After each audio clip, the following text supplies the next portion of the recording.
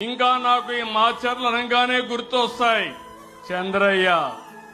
ఆ రోజు చంద్రయ్యను చూస్తే రోడ్డు మీద పండబెట్టి కత్తి తీసుకొని నువ్వు ఆనాటి నాయకుడికి జేబి కొడితే నిన్నేమి చేయమంటే నా ప్రాణం పోయినా పర్వాలేదని జై తెలుగుదేశం జై చంద్రబాబు అని ప్రాణాలు వదిలాడు ఒక వెనుకబడిన వర్గాల బిడ్డ.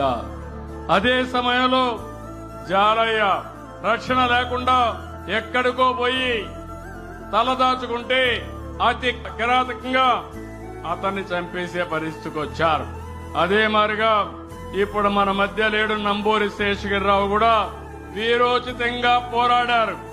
అలాంటి ప్రజాస్వామ్య వీరులకి మరొకసారి మనస్ఫూర్తిగా వాళ్ళ సేవలు గాని అయిన తలుచుకొని శ్రద్ధాంజలి ఘటిస్తున్నానని చెప్పి కూడా నేను మీకు తెలియజేస్తున్నా.